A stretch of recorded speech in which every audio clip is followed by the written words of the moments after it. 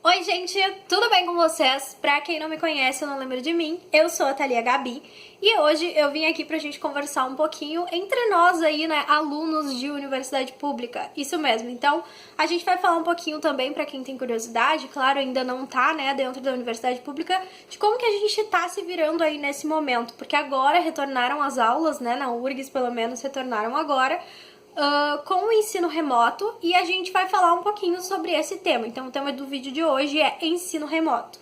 Para referenciar aí, então, né, algumas informações de conceitos com relação ao ensino remoto, eu trouxe aí para vocês um artigo publicado pela Abeno que se chama A Retomada de Práticas Seguras no Ensino Odontológico. Esse artigo ele vai ficar aqui na descrição desse vídeo. Eu espero que vocês leiam e façam um bom proveito dessas informações. É com certeza muito bom, né, a gente se inteirar e se informar com relação à nossa atual realidade, não que seja uma realidade permanente, né? Alguns pontos abordados lá são de realidade permanente, mas não tudo, né? Então a gente tem o ensino remoto emergencial, que no momento é o que está possibilitando aí o retorno das atividades teóricas, né, de todos os cursos da universidade pública, certo? Então a gente vai conversar um pouquinho sobre isso. E o meu convidado de hoje, então, para falar sobre o ensino remoto, né, para a gente dar aí a nossa visão de aluno também, de como a gente está vivenciando esse momento, é o Nelson, e eu espero que vocês aproveitem muito esse vídeo. Hoje a gente vai falar sobre o ensino remoto, né, que é a nossa nova realidade aí da universidade pública. Na verdade, uma realidade temporária, né, Nelson? Isso, o ensino remoto, ele é baseado em aulas assíncronas e síncronas, e ele ocorre, em momentos atípicos, como no caso dessa pandemia que estamos enfrentando. Essas aulas assíncronas, elas são aulas gravadas, e as aulas síncronas são aulas ao vivo, sejam as aulas ou momentos tira dúvidas com os professores. Perfeito, isso aí. E é, na verdade, isso que diferencia, né, a educação à distância, né, a conhecida e famosa EAD, que muitas vezes a gente acaba até chamando, né, o ensino remoto de EAD. A gente fala, agora eu tô tendo EAD, não sei o quê. Muita gente usa esse termo e existia até no começo agora muitas correções, assim, tipo, não fala EAD, não é EAD. Por que isso? Porque realmente existe uma diferença muito grande entre o ensino remoto e a educação à distância. A educação à distância ela é baseada numa flexibilidade tanto de horários quanto de espaço. Já o ensino remoto, ele basicamente tem uma flexibilidade de espaço. Então, assim, a gente mantém, né, o horário tradicional das aulas presenciais, porém isso acontece remotamente, né? Acontece que você está na sua casa, os professores na casa deles, de acordo com o que está acontecendo no momento, né? Por conta do que está acontecendo no momento. Já a educação à distância, não. A educação à distância, você assiste às aulas, né? Que são em quase 100% assíncronas, né? Elas são aulas gravadas previamente para atingir um grande número de pessoas. Essas aulas você pode assistir a qualquer momento, você vai ter acesso a elas em qualquer momento do seu dia e da sua casa, né, também, assim como o ensino remoto. Então, a única coisa que eles têm em comum é o fator de ser a distância, né? Dentre as diferenças, algumas devem ser enfatizadas, como o maior contato que o aluno tem com o professor no ensino remoto.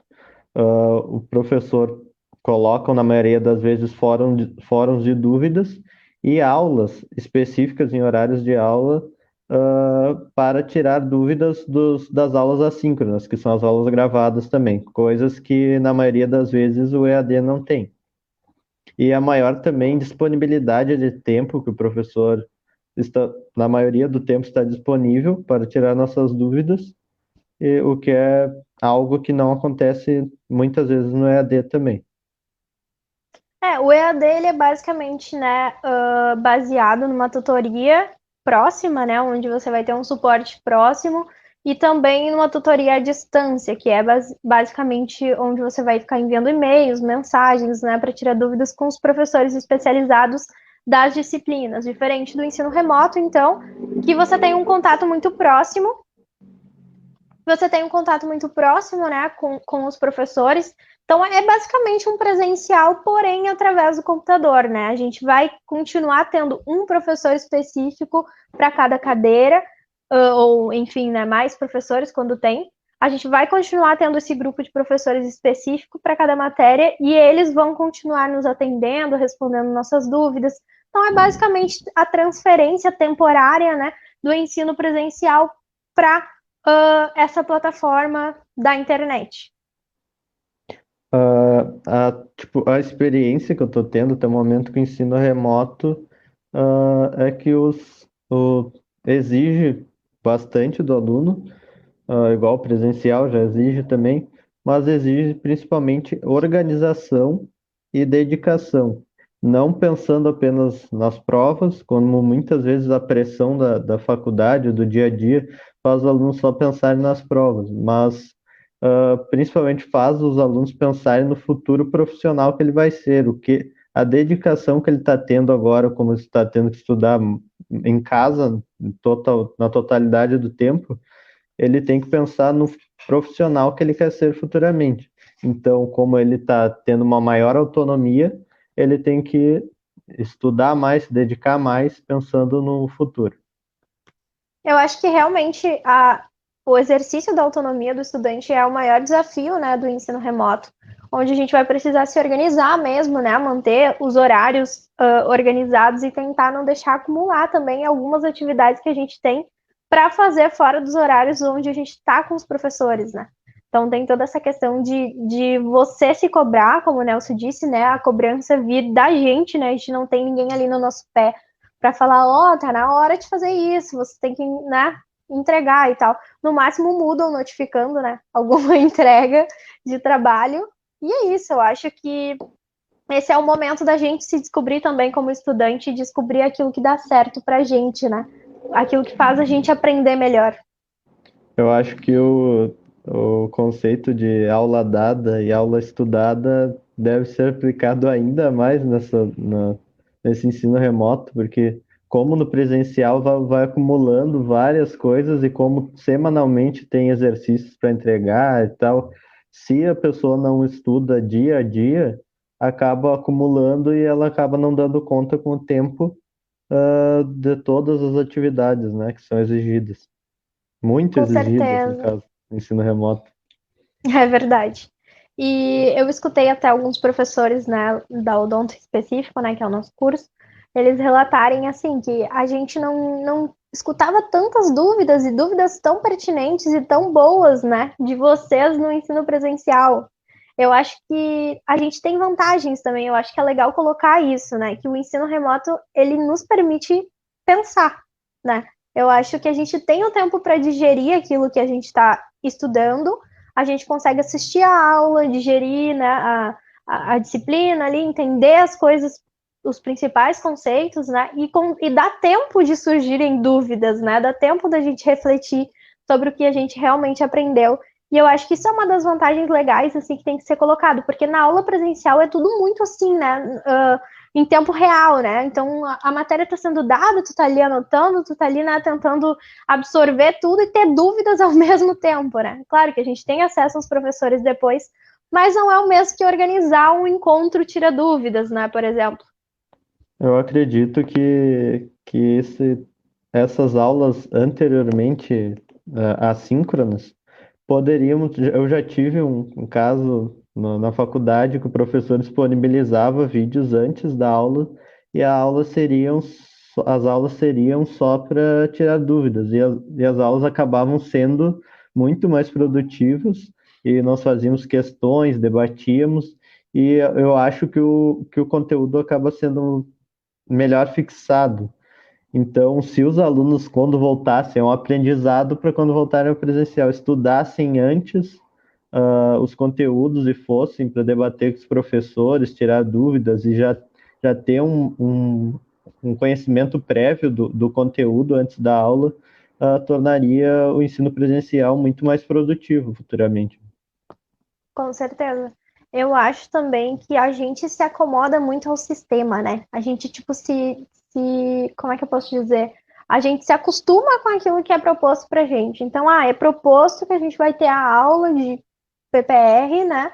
na semana que vem. E é na semana que vem que a gente vai sentar, vai escutar a aula do professor, vai fazer as anotações e vai tirar dúvidas, e olhe lá se vai ter dúvidas, né? Porque às vezes não dá nem tempo.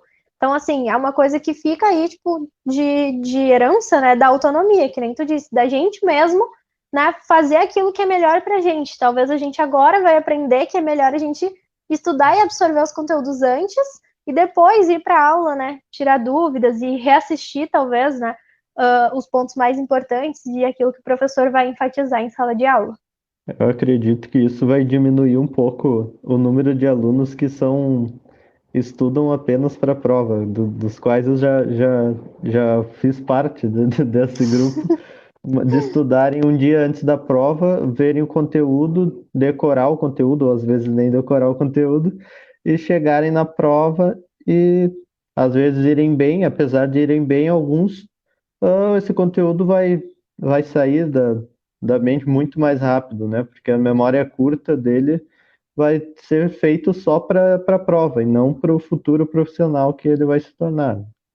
Com certeza, tem um professor meu que era do ensino médio até, inclusive tem professores da Udon também que compartilham, né, dessa ideia de que o aluno que estuda para a prova, ele aprende na hora e depois ele nunca mais lembra, não consegue aplicar aquilo ali, né? E com certeza agora a gente está vivendo um momento de aprender de verdade, que é o ter tempo, né? Então a gente lê, a gente tem tempo a gente tem tempo de digerir, a gente tem tempo de discutir, de pensar naquilo que a gente não entendeu, né? E buscar entender, né? Essas partes. E também eu acho que não vai ser um baque tão grande para a gente, né? Para os cursos que tem prática, por exemplo, na hora de aplicar isso. Porque o que acontece? Vou usar o exemplo da Odonto, que ali a gente tem a pré-clínica, né? E a gente depois entra direto na clínica e a gente vem nesse ritmo, nessa cultura de estudar para a prova, de estudar só no momento da aula, né? Claro, rever depois e tal. Mas a gente chegava na clínica com uma insegurança muito maior do que vocês, por exemplo, que ainda não entraram na clínica, eu acho, vão chegar depois de ter essa experiência, de estudar, reestudar, tirar dúvidas, sabe? Ver a prática e a teórica separados, de certa forma, né? E poder aplicar os conhecimentos que vocês absorveram com mais tranquilidade quando vocês chegarem nas práticas. Antes de tudo, o ensino remoto está sendo um momento de reflexão e cada vez mais alunos vão ver as maneiras que eles devem estudar e como o aprendizado deles, se ainda não descobriram qual a melhor forma de aprendizado, né? E não ter ideias, tipo, se deixar levar pela pressão do dia a dia da faculdade, né? Então, ele estando em casa, ele vai ter as ideias dele, saber qual o melhor método de aprendizado e, consequentemente, uma melhor produção, né? Com certeza. E como é que tá sendo a tua experiência, Nelson, com o ensino remoto? Tipo assim, como é que tu tá se sentindo, sabe, como aluno? Eu tenho tentado esse negócio de aula dada, aula estudada, né? Tenho me conhecido, estou me conhecendo melhor como estudante, não estou com uma ansiedade do dia a dia da faculdade que acaba atrapalhando muito, e eu acredito que eu estou aprendendo muito, está sendo uma experiência boa, apesar do motivo, né, que nos levou até esse ensino remoto. Acho que nós temos que levar da melhor forma possível, aproveitar ao máximo essa maneira que possivelmente espero que não seja utilizada tão cedo, mas que os professores usufruam também de alguns métodos mais digitais para as aulas e debates do dia a dia da faculdade. Não, eu acho que é bem isso que tu colocou mesmo. Eu acho que tu traduziu muito do que eu pensava em dizer também, como eu tô me sentindo, né? Eu acho que as crises são os momentos pra gente se reinventar, né? A gente procura novas soluções para coisas que talvez nem fossem problemas antes, né?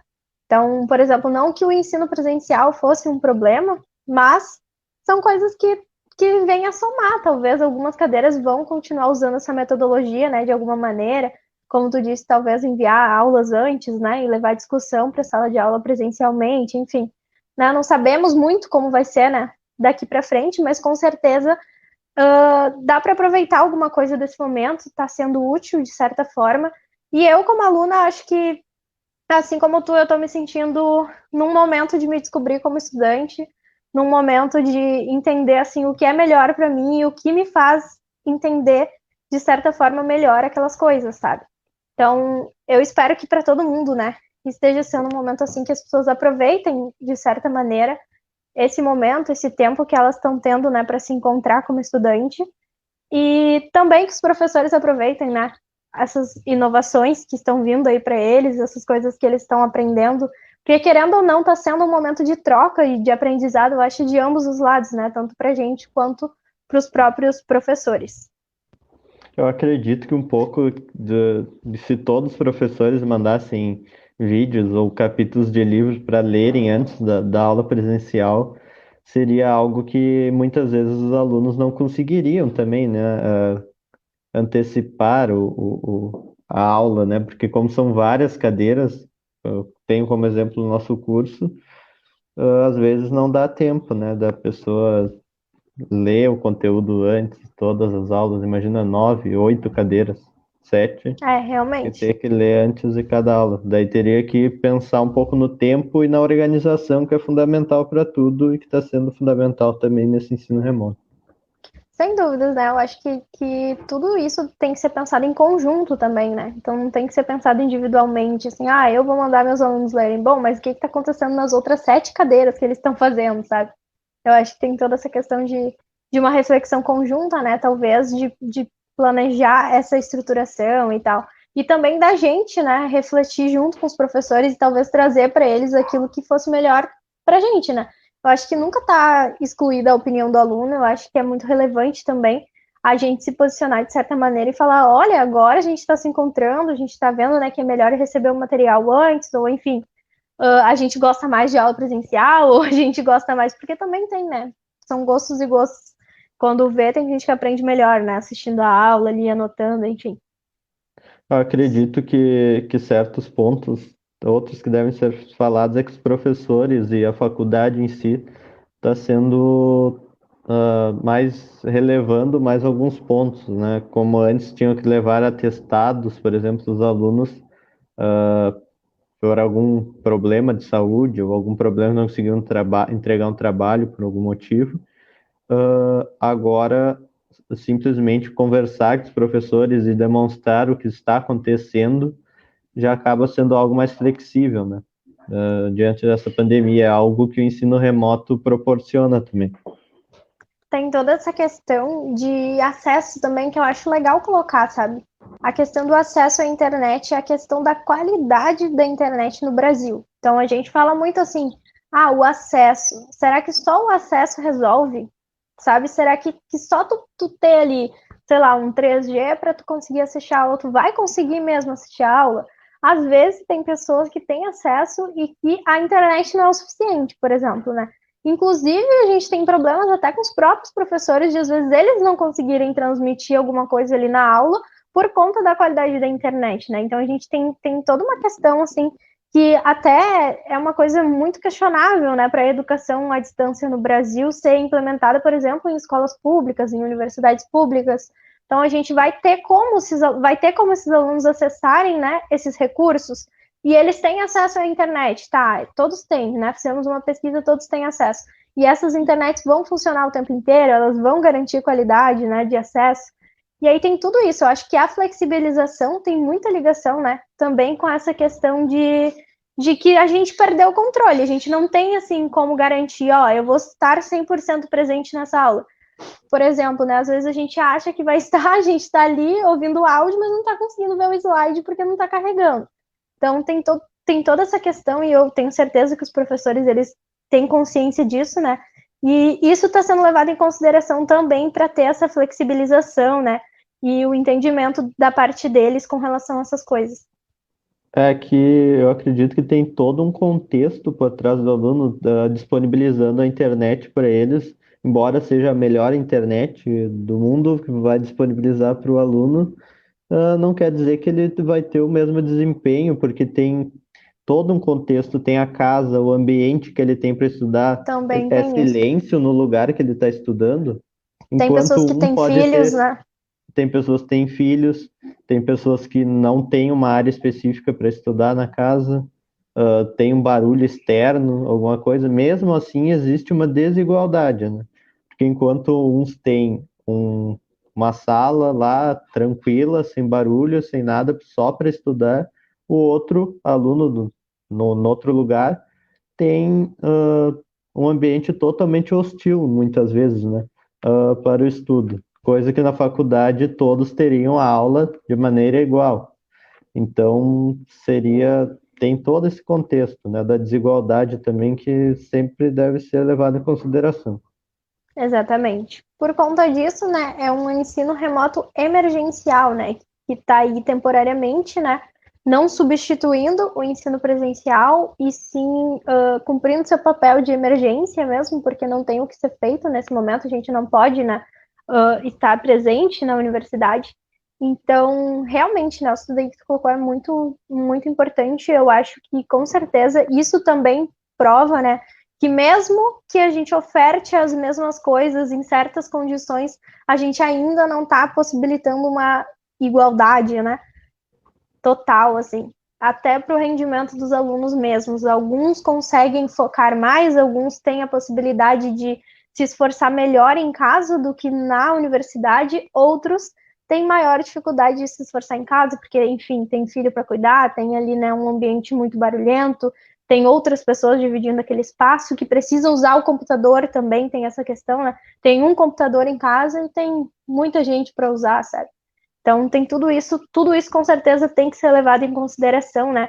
Na hora de avaliar esses alunos, na hora de pensar assim no rendimento de todo mundo nessa nova metodologia aí usada agora nas universidades públicas.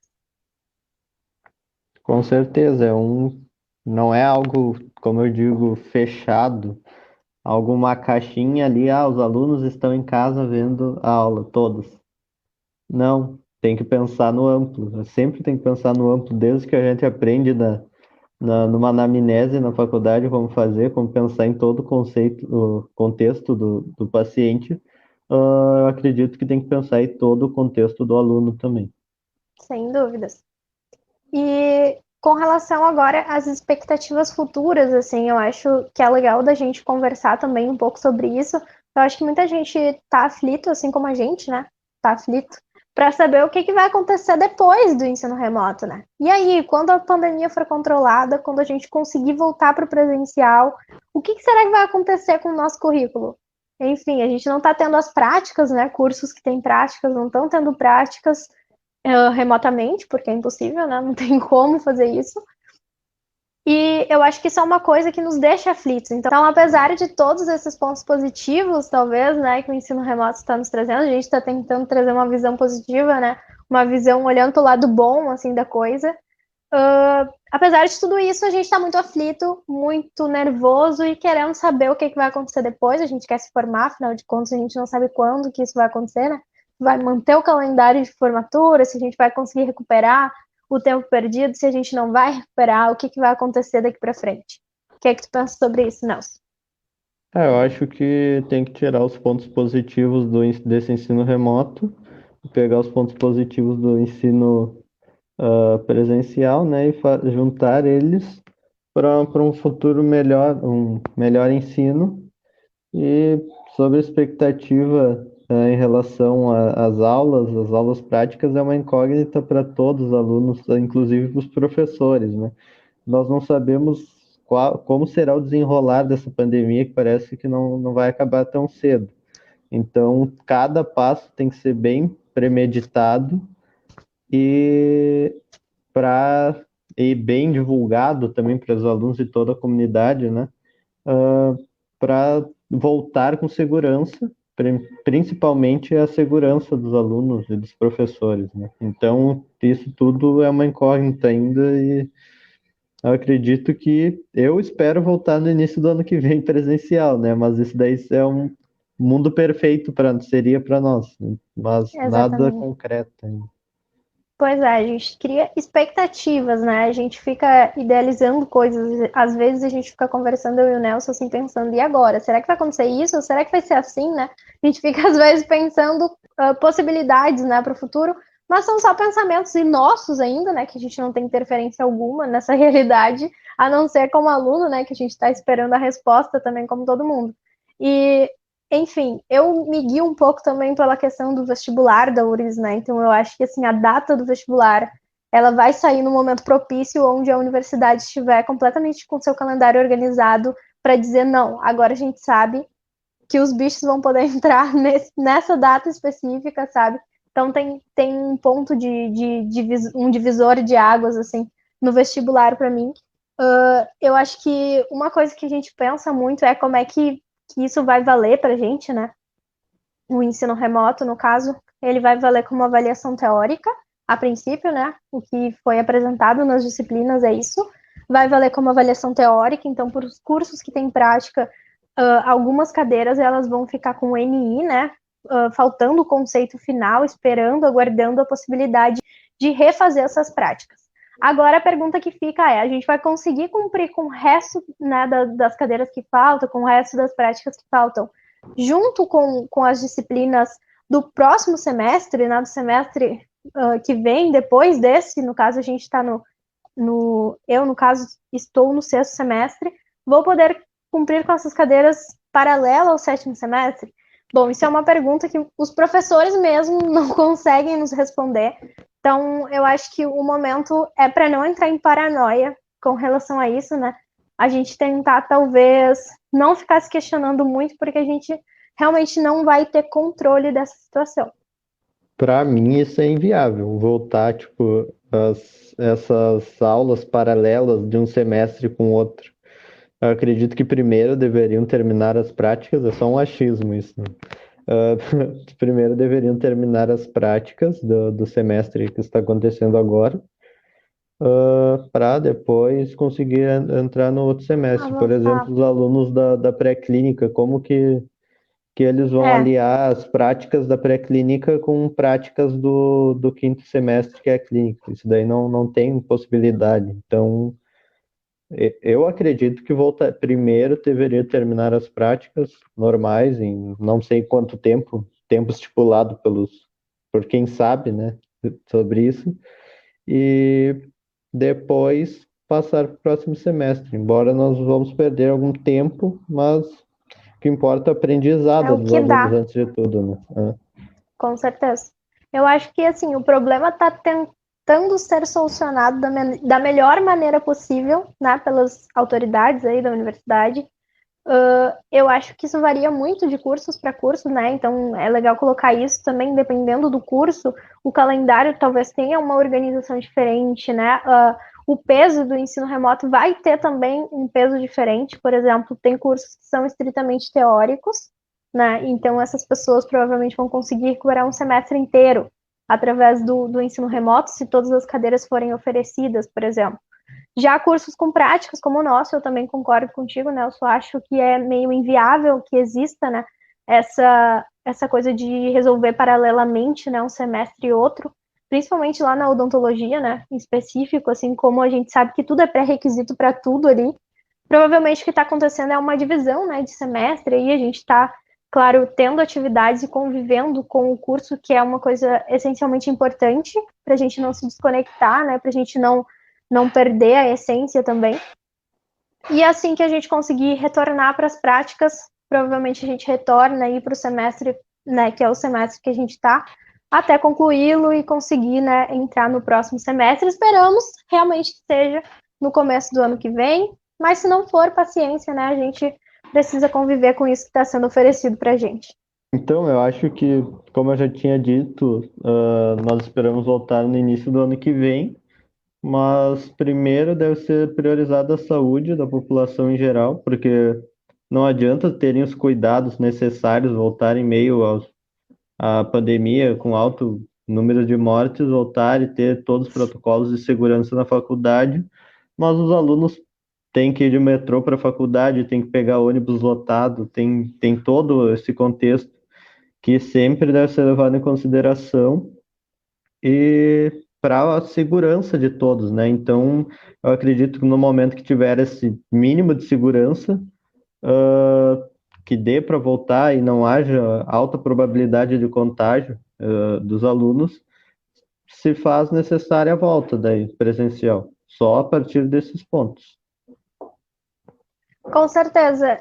Eu acho, então, que a gente já conversou bastante, né? Já falamos bastante sobre coisas essenciais que a gente gostaria de ter trazido para vocês. Espero que vocês tenham entendido aí a diferença, né, entre o ensino EAD e o ensino remoto, que são propostas completamente distintas, apesar de ambas utilizarem a internet, né, como sua ferramenta principal. Por hoje era isso, então, pessoal. Eu espero que tenha sido útil esse vídeo. Espero que vocês tenham gostado da conversa, que isso talvez tranquilize, né, vocês e ajude também que vocês entendam que está todo mundo no mesmo barco, né? Apesar da gente estar curtindo, de certa forma, o ensino remoto em alguns pontos, a gente entende quem está tendo dificuldades, a gente também fica aí se questionando com relação ao futuro, o que vai acontecer, quando é que a gente vai se formar, né? Quando é que tudo volta ao normal. E normal total talvez nem volte, né? Então a gente tá aí tudo no mesmo barco, abraçadinhos. É sempre bom estar aqui, apesar que o ensino remoto está exigindo bastante, mas é sempre bom estar debatendo assuntos pertinentes para o nosso dia a dia e pertinentes para a faculdade. É uma satisfação e até a próxima, se vocês quiserem. Isso aí, Nelson. Muito obrigada por ter aceitado meu convite, né? Se vocês gostaram do vídeo, não esqueçam de comentar aqui embaixo se vocês querem o Nelson em outros vídeos. Por hoje era isso. Tchau, tchau. Um grande beijo. Até o próximo vídeo.